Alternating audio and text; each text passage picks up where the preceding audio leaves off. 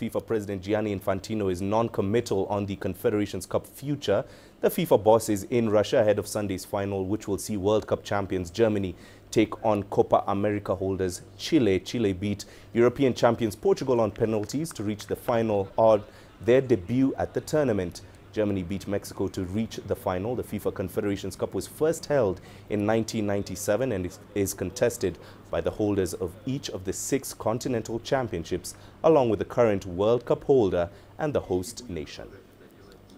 Well, first of all, the future of the Confederations Cup is the final, which will be played tomorrow for the 3rd and 4th place, and for the 1st and 2nd place. This is the future of the Confederations Cup. What happens after that is something that, as always in FIFA, since I arrived, we will analyze as we did for all the other competitions. Well, let's continue talking about this. Arnold is still here with us in studio. Looking now at this, obviously, the competition that's got us gripped right now with the lack of club football, the Confederations Cup. What do you make of this? Keep it or scrap it? Keep it. Why scrap it? You know, why fix something that isn't broken? I mean, the idea of the Confederations Cup, after it stopped being a tournament held in Saudi Arabia, you know, as a celebratory tournament, was a dress rehearsal for the World Cup. And there's no substitute for rehearsal.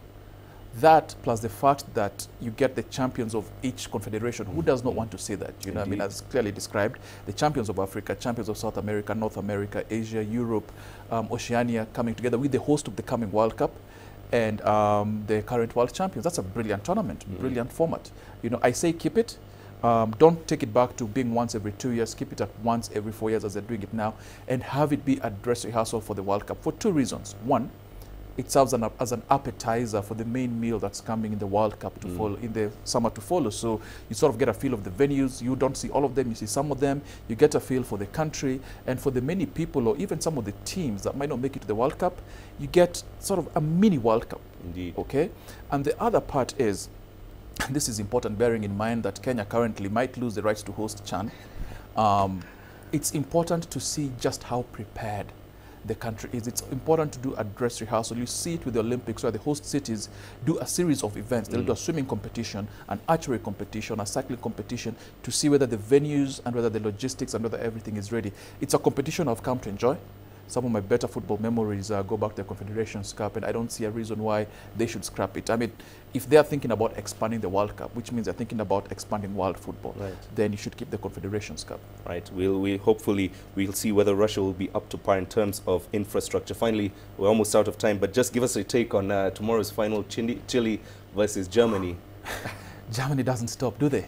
No, they don't. I mean, a very young squad, they don't seem to stop. And I don't know if you watch the under-17 squad or the under-20 squad at the World Cup. Right. I mean, people talk about teams rebuilding. Germany seems to keep reloading. Klose, Podolski, all these players retire, and then you've got players like Youssef who came in. You know, so I don't think Chile stands a chance. They've been impressive. They've done very well to get where they have.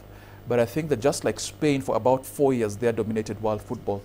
I think Germany is also going to carry on their dominance. They actually have them not just winning tomorrow's match, but they'll be hard to beat at the coming World Cup. You think so? I think so. They'll retain it?